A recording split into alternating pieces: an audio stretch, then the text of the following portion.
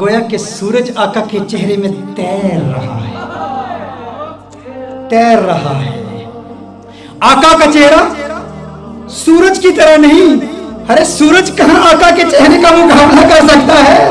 سورج کا حسن کہاں محمد عربی کا حسن، کہاں کأن الشمس تجری فی وجہی as if the sun is swimming in the face of the son of Amna. اور کہا گال فقط نورانی نہیں، ایک تو ہوتا ہے چہرے میں چمک ہو، نور ہو، روشنی ہو، کہا روشنی بھی تھی لیکن سرخی بھی تھی، چہرے میں نور بھی تھا، روشنی بھی تھی، سرخی بھی تھی، اور کہا ناک باریک تھی میرے آقا کی، میرے آقا کی ناک باریک تھی اور ناک پر ہمیشہ ایک نور چمکتا ہوا نظر آتا تھا۔ آقا کے بازو لمبے تھے، انگلیاں سیدھی تھی، ہاتھ کشادہ تھے، اور میرے آقا صلی اللہ علیہ وسلم کے ہاتھوں کی رگیں نظر نہیں آتی تھی، وینز نظر نہیں، یہ حسن کے خلاف ہے۔ دیکھیں اگر کسی کے ہاتھ کی وینز نظر آ رہی ہوں، پاؤں کی وینز نظر آ رہی ہوں، رگیں نظر آ رہی ہوں، تو رگوں کا نظر آنا یہ حسن کے منافی ہے، رگوں کا نظر آنا یہ حسن کے خلاف ہے۔ کہا میرے آقا کے ہاتھ ایسے خوبصورت ہیں رگیں نظر نہیں آتی تھی، پاؤں ایسے خوبصورت ہیں رگیں نظر نہیں آتی تھی، اور پھر محمد عربی صلی اللہ علیہ وسلم کا پیٹ کیسے تھا؟ مستوی الصدر والبطن،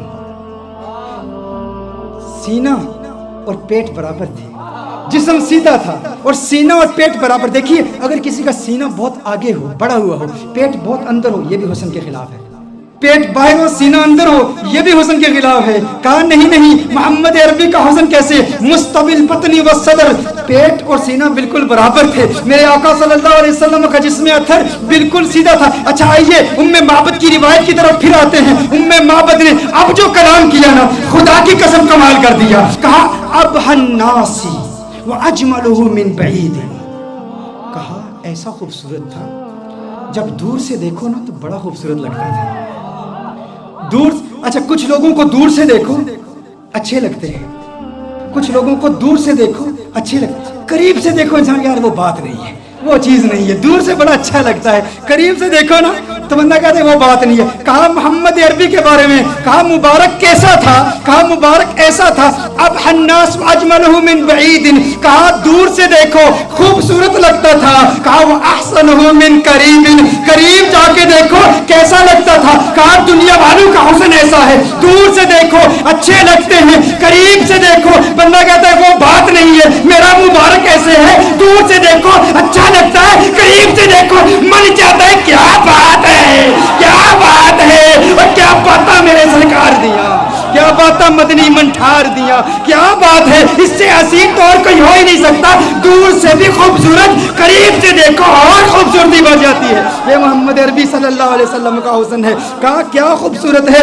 اور دوری کا تصور ایک اور بھی ہے، دوری اور قرب کا تصور ایک اور بھی ہے۔ وہ تصور یہ ہے کہ کسی کو دور سے دیکھو تو انسان کسی سے دور رہتا ہے نا، اس کے قریب نہیں ہوتا، تو انسان اس کی ریالٹیز کو نہیں جانتا، اس کے ساتھ وقت گزارے نا، تجارت کرے، سفر کرے، ٹریول کرے، دور دور رہے بندہ اچھا لگتا ہے، قریب آ جائے تو وہ بات نہیں ہوتی۔ میرا مبارک اتنا خوبصورت ہے، میرا مبارک اتنا پیارا ہے، جب تک دور رہو دیدار کی تمنا راتوں کو سونے نہیں دیتی، اور جب قریب ہو جاؤ جدائی کا خوف نیندیں حرام کر دیتا ہے۔ ارے کہیں جدا نہ ہو جاؤ، وہ اتنا پیارا ہے، دور سے دیکھو پیارا، قریب سے دیکھو اور پیارا اور خوبصورت ہے۔ ایسا حسن ہے میرے مبارک کا۔ اور پھر اس دوری اور قرب کا ایک، وہ میری تقریر یاد ہے نا آپ کو جب میں نے رمضان کے بارے میں حکم بتایا تھا، وہ اسٹرانومی کی بحثیں بتائی تھی، بعد زمانی اور بعد مکانی، قرب زمانی اور قرب مکانی۔ ایک بعید وہ ہے جس نے حضور کا دور نہیں پایا، حضور کا زمانہ نہیں پایا، حضور کا وقت نہیں پایا، وہ دور ہے، یہ بھی دوری ہے۔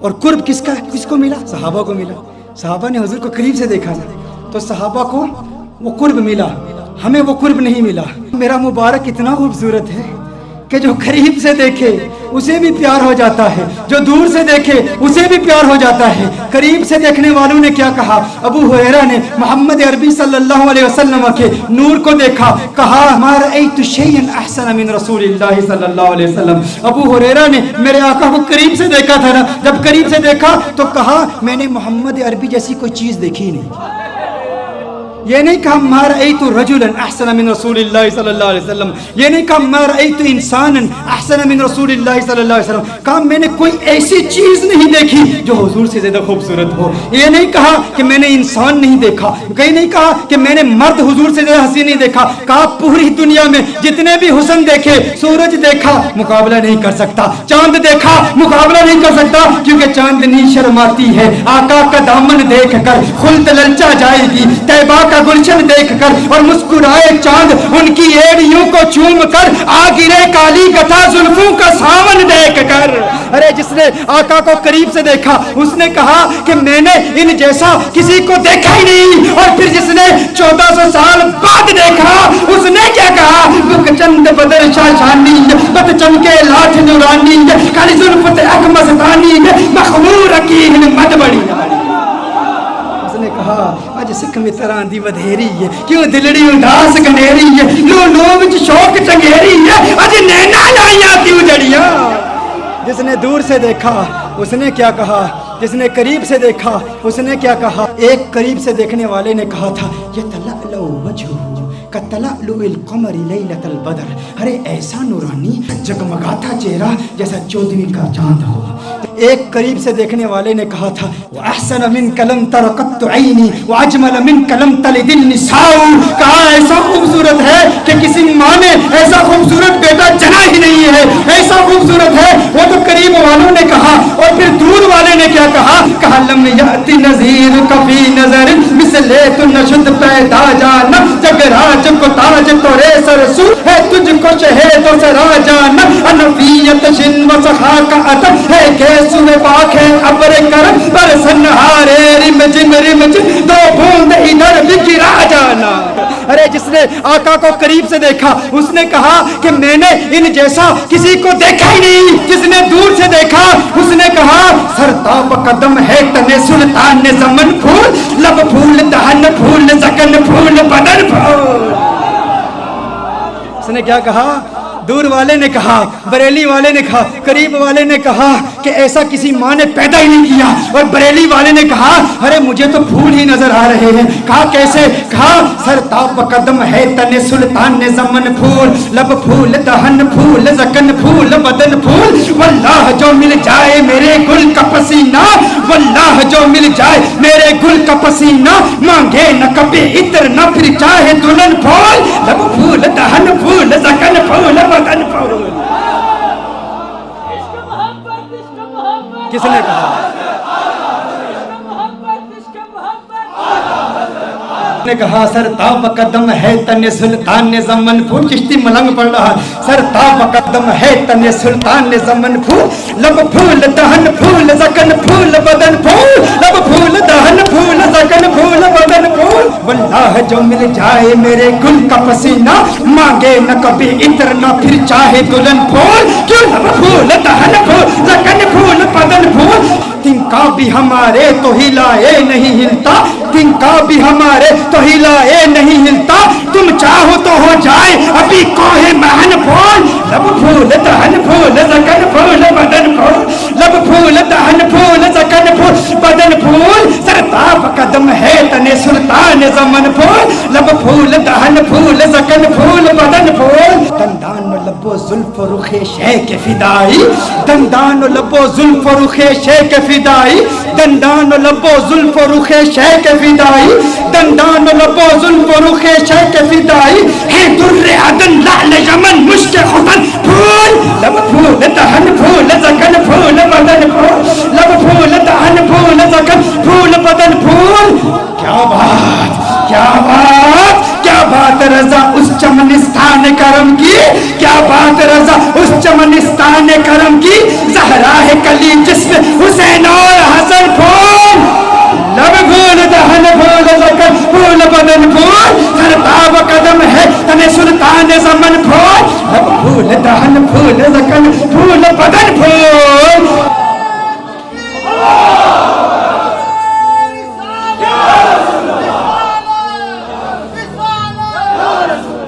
یہ حسن ہے جو قریب سے دیکھے وہ کیا کہتا ہے، جو دور سے دیکھے وہ کیا کہتا ہے. مجھے لوگوں نے کہا بتاؤ حضور کا حسن کیسا ہے، یا ام بابت کا واقعہ بیان کر دوں. میرا تو ام معبد کا واقعہ اتنا لمبا ہو جاتا ہے، وہ اس لیے کیونکہ ہم صرف کتابوں سے نہیں دیکھتے، ہاں صرف کتابیں نہیں، کیوں؟ کتابوں سے دلائل دوں یا تصور میں انہیں لاؤں؟ کتابوں سے دلائل دوں، تصور میں انہیں لاؤں؟ کوئی مجھ سے پوچھ بیٹھا ہے میرا محبوب کیسا ہے؟ رخ مصطفیٰ وہ کتاب ہے کہ محبتوں کا نصاب ہے، میری دل کی ہے یہی آرزو دن رات اسے دیکھا کرو، صفائے دل پہ نقش ہے شکل و صورت یار کی، عشق کی ساری داستان بند ہے اس کتاب میں، عشق کی ساری داستان، عشق کی ساری داستان بند ہے اس کتاب میں، عشق کی ساری داستان بند ہے اس کتاب میں۔ اب ابو معبد حیران پریشان، اس نے کہا ایسا خوبصورت ہے؟ ابو معبد نے کہا جو اتنا خوبصورت، جو اتنا پیارا، ارے آئندہ کبھی وہ آئے نا تو مجھے فوراً بلا لینا، آج کے بعد میں کبھی بکریاں دور نہیں لے جاؤں گا، کبھی تقریب۔ یہ میں اتنی بڑی محرومی، اس سے بڑی اور محرومی کیا، اس میں بکریاں چرانے کے لیے چلا گیا اور مبارک آ کے چلا گیا۔ اس نے کہا ٹھیک ہے، اب بے چینی بڑھتی چلی گئی، ام معبد پتہ نہیں پوچھا، ایڈریس نہیں پوچھا، نام نہیں پوچھا، وقت گزرتا چلا گیا۔ ایک دن ایسا آیا، ام معبد اپنے بیٹے کے ساتھ اپنے گھر سے جاتی ہے، دکان پر جاتی ہے، مدینہ منورہ میں پہنچے تو اچانک بیٹے نے صدیق اکبر کو دیکھ لیا۔ کس نے کس کو دیکھ لیا؟ بیٹے نے صدیق اکبر کو دیکھ لیا۔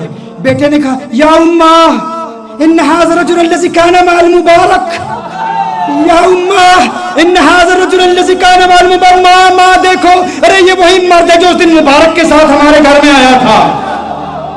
فوراً ابو بکر صدیق کا تعاقب کرتے ہیں، صدیق اکبر سے پوچھتے ہیں ارے تو نظر آ گیا، بتا ہمارا مبارک کہاں ہے؟ صدیق اکبر نے کہا کون مبارک؟ ابو بکر صدیق نے پوچھا کون مبارک؟ کہا ارے وہی مبارک جو گھر میں آیا تو گھر میں انوار و تجلیات کی برسات آ گئی تھی۔ بکری والا واقعہ سنایا۔ صدیق اکبر نے کہا اچھا مبارک کو ملنا چاہتے ہو؟